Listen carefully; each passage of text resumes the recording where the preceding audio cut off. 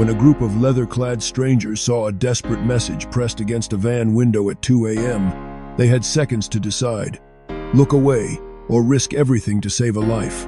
What happened next would change 8-year-old Emma Clark's life forever and prove that sometimes the most dangerous-looking people are the ones who fight hardest to protect innocence. It was 2:17 a.m. on a cold October night when Jake Reaper Sullivan and his crew, 5 members of the Iron Riders Motorcycle Club, pulled into the neon-lit gas station just off Interstate 40. They were returning from a Veterans Memorial ride in Nashville, exhausted but still running on adrenaline and Brotherhood. The night air was thick with the smell of diesel fuel and cheap coffee.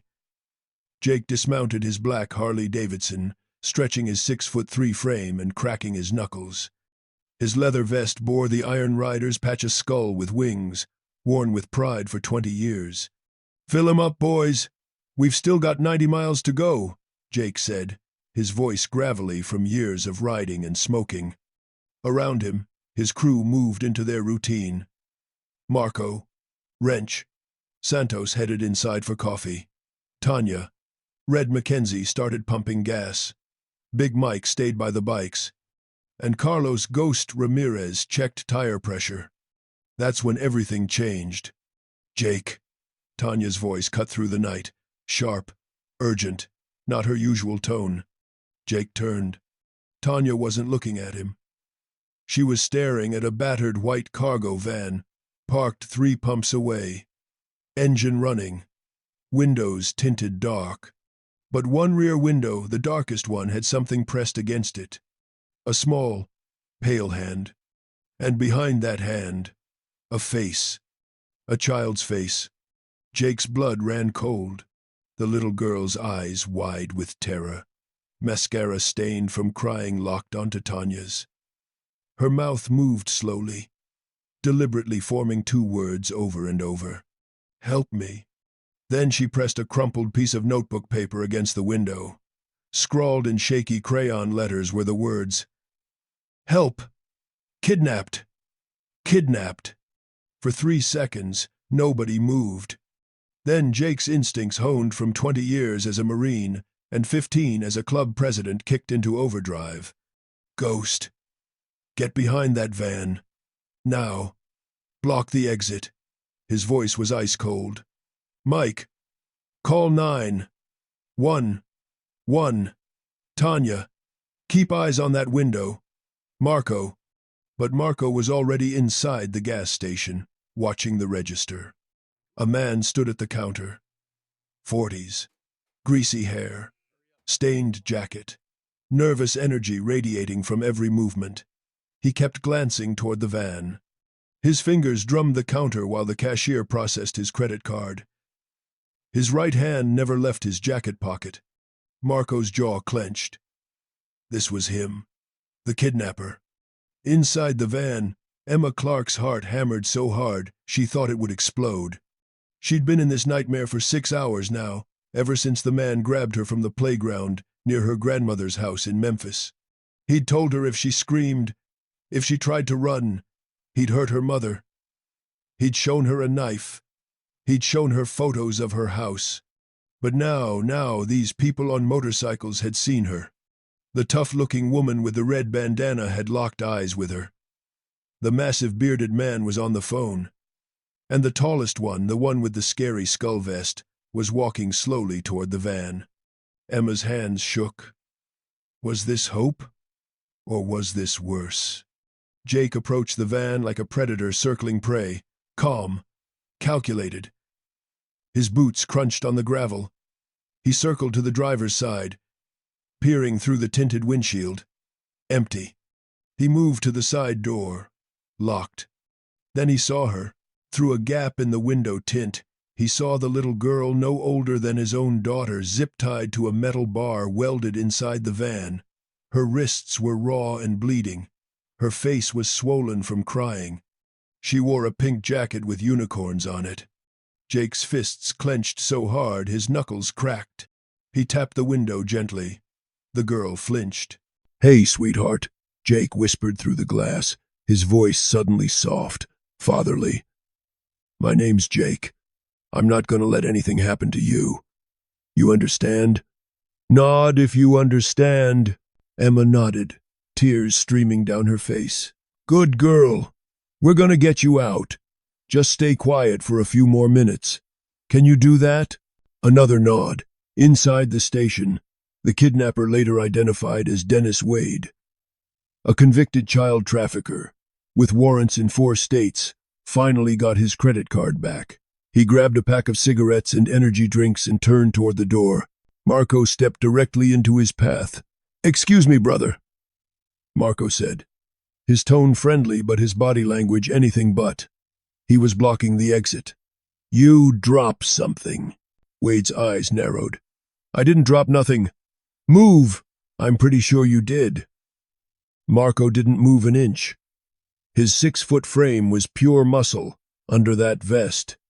Behind him, the cashier, a young woman named Tiffany, sensed the tension and quietly reached for the panic button under the counter.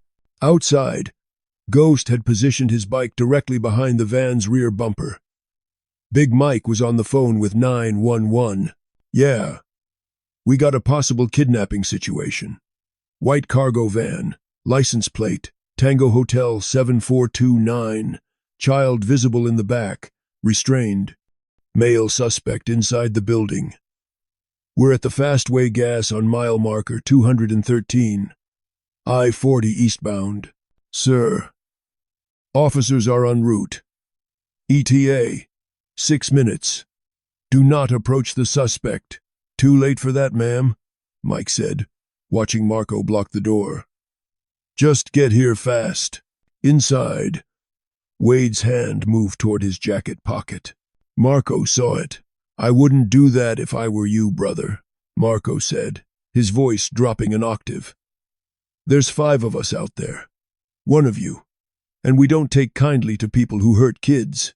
Wade's eyes darted to the window. He saw them now, the other bikers surrounding his van like wolves around prey. The big one blocking his escape route. The woman standing guard by the side door. His van was boxed in, Wade's face twisted with panic and rage. His hand flew out of his jacket pocket, not with a weapon, but making a desperate grab for the door. Marco grabbed his wrist, twisting it behind his back in one fluid motion. You're not going anywhere, you sick bastard, Marco growled. The gas station attendant had already called the police. The manager, a woman named Sarah, rushed out from behind the counter with zip ties, the same kind of restraints Wade had used on Emma. Within seconds, they had him on the ground, hands secured behind his back. Outside, the tension was electric. Jake kept one hand on the van, speaking in a steady, reassuring voice through the gap in the window. Help is coming, sweetheart. Police are on their way. You're safe now. Nobody's gonna hurt you. I promise. Emma's body shook with silent sobs. She'd been terrified for 6 hours straight. 6 hours of not knowing if she'd ever see her mother again. And now these scary-looking people with the tattoos and leather vests were her lifeline. The sound of police sirens approached rapidly, growing louder. That's the police, Jake said softly. They're gonna help you out of this van. You just stay strong, okay? You did so good. So good. 2 police cars screeched into the gas station parking lot. Officers jumped out, weapons drawn, moving into tactical formation. Jake held his hands up, backing away from the van to show he was cooperating. We got a kidnapped child in that van, Jake shouted. Suspect is on the ground inside the station. We secured him. Child needs immediate medical attention. She's been in there 6 hours. The lead officer, Detective Maria Sanchez, a 15-year veteran with 2 kids of her own, nodded sharply.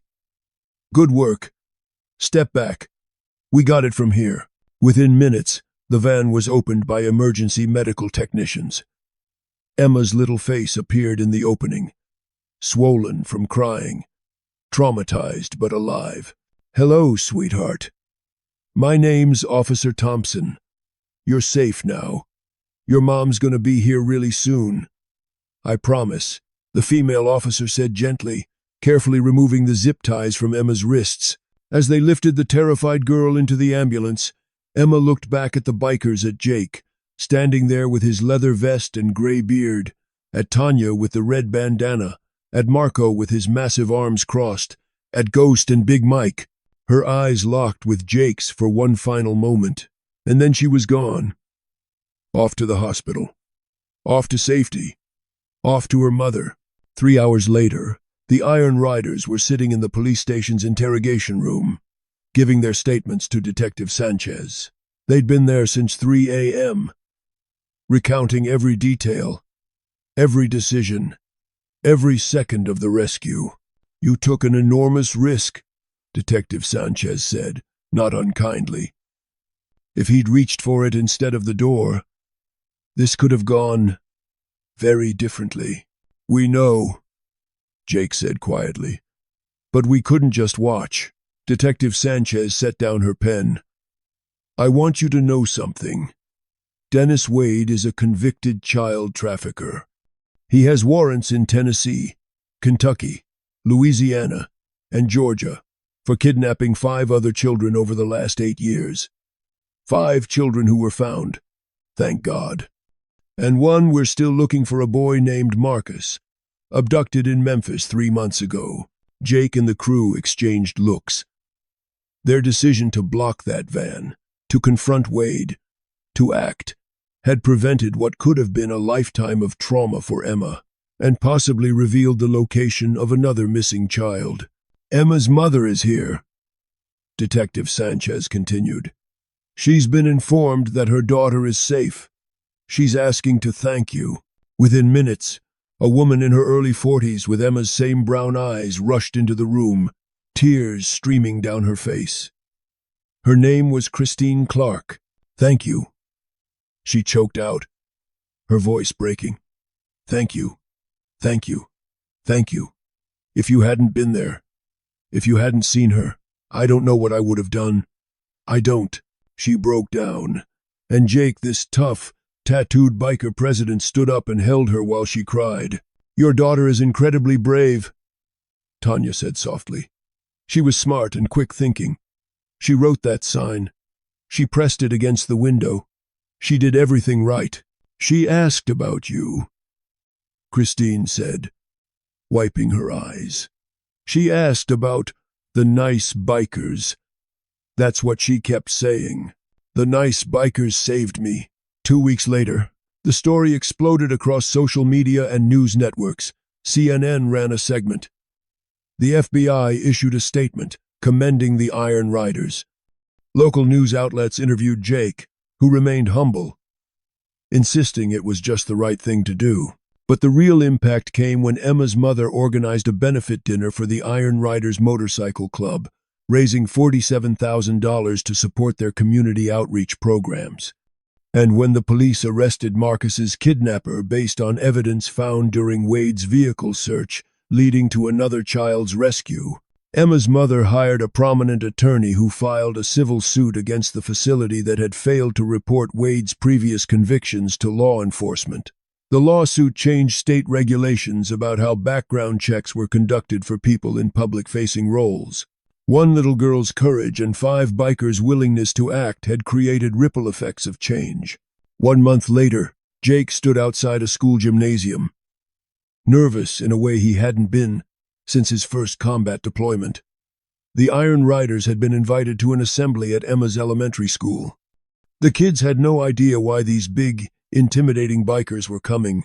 Emma came running out onto the basketball court stage, still healing emotionally, but smiling brighter than any 8-year-old should have to smile after what she'd survived. "That's them," she shouted, pointing at Jake and his crew. "Those are my guardian angels." The entire gymnasium erupted in applause. Kids stood up and cheered. Teachers wiped their eyes. Emma's mother stood in the bleachers, beaming with pride and gratitude. Emma ran down the court and hugged Jake around the middle, burying her face in his leather vest.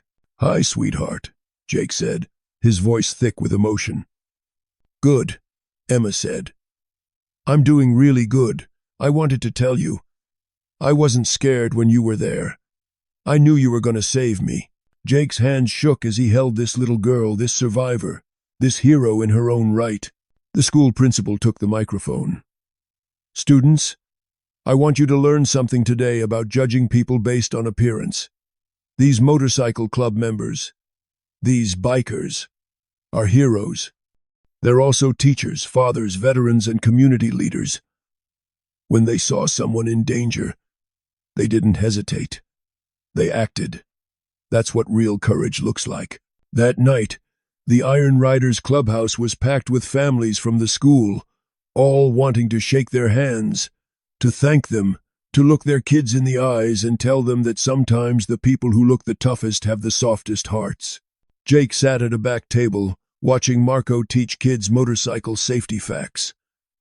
Watching Tanya help a young girl with her homework. Watching Ghost and Mike play video games with boys from the neighborhood. This was the real Iron Riders story, not the tough guy biker club stereotype. But men and women who chose to protect innocence, who chose to stand up against darkness, who chose to be the kind of people their community needed.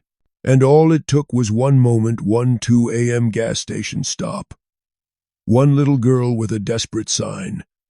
And 5 people brave enough to act. The message. If you believe that real heroes don't always wear badges or uniforms, if you believe they sometimes wear leather and ride Harleys, if you believe that courage means standing up for those who can't stand up for themselves, like, comment, and subscribe. Because this story is true. Emma is safe.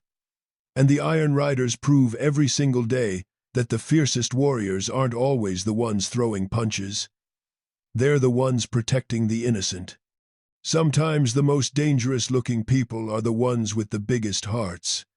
This is what real brotherhood means. Don't forget to share Emma's story, because the more people who know that heroes ride motorcycles, the better chance the next Emma has of being saved.